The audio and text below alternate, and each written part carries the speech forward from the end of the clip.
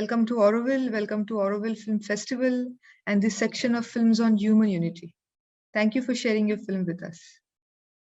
This film is thematically linked to an earlier film that I had done called Fire in the Blood, which was all about the struggle for access to essential medicine, in particularly focusing on the fight to get AIDS medication to the global south, and particularly to sub-Saharan Africa during the late 1990s and early 2000s. Some of the partners that we had in making that film,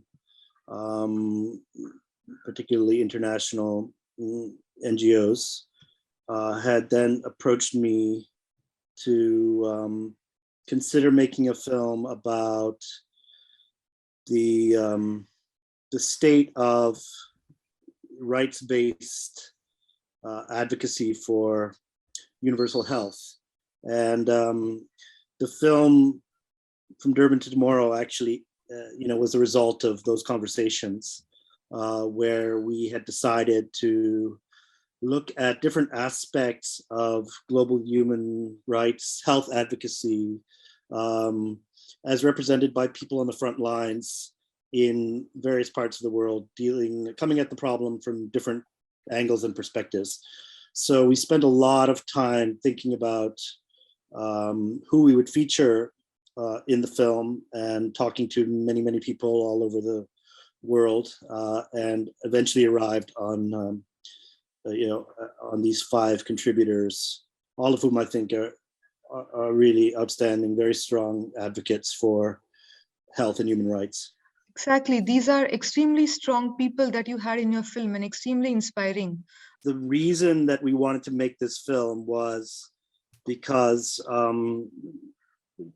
in the last 20 years, there have been a lot of gains and progress made in the field of expanding access to healthcare for people all over the world, particularly vulnerable communities who have tended to be marginalized and not taken into account in policymaking decisions with regard to health. And I knew from my own past experience in making Fire in the Blood that it was very, very important to not make this into an academic discussion, but actually really focus on the human stories and the human impact of these policies, in different parts of the world, and the impacts are very different in every country. So it's not a one-size-fits-all thing. And as you said, the contributors that we had are people who are immensely inspiring, and they, in certain cases, have really themselves been affected by by terrible health issues. I mean, we have problems that we have to solve today, but it's very important to know, to take the lessons that have been learned in previous decades and look forward to the decades to come, where we need to ultimately get to. Because otherwise it's like you're playing whack-a-mole. It's a piecemeal solution that will never really be able to take on the systemic changes that need to be made in, I would say, every single country in the world. But in many areas, the needs are particularly acute. Yes, and the kind of the Fire in the Blood film, and of course the Durban to Tomorrow, it kind of set or drew focus from HIV to the crisis that we are in right now, the COVID crisis, and the access to health and medicine, and generally the greater divide between privileged and those on the street.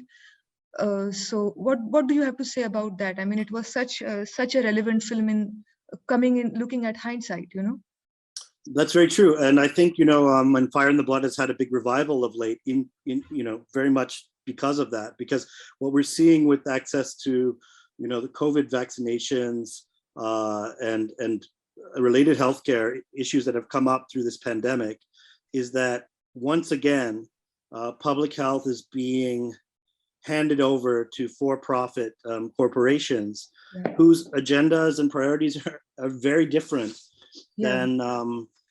than those who are working in the public interest. And it's unfortunate, and it remains unfortunate, that our policymakers, whether it be here in India, whether it be in various parts of the world, the United States, and most other countries, are essentially, working on behalf of these very, very rich, profitable corporations to the detriment of the public interest in health. And it's no exaggeration to say that millions and even tens of millions of people will die because of this. And this particular pandemic that we're going through now will probably be extended by years longer than it need to be, even given existing technology that we have right now to make vaccinations that could be very easily made in many, many parts of the world and be, and benefit billions of people. That's not happening because publicly funded research has been given to corporations who then put patents on it. And even if they promised to earlier, are not making this technology available to the people of the world. And that is really, it's more than sad. It's incredibly infuriating. We've clearly learned nothing from the experience of the HIV pandemic and various others, where tens of millions of people died unnecessarily. And this will continue to be the case as long as, healthcare, in inverted commas, is regarded as a capitalist commodity rather than a public good. Thank you for making this film and sharing it with us. And thank you so much for sharing. Thank you. My pleasure. Yeah, thank you. See you soon. Okay, bye-bye.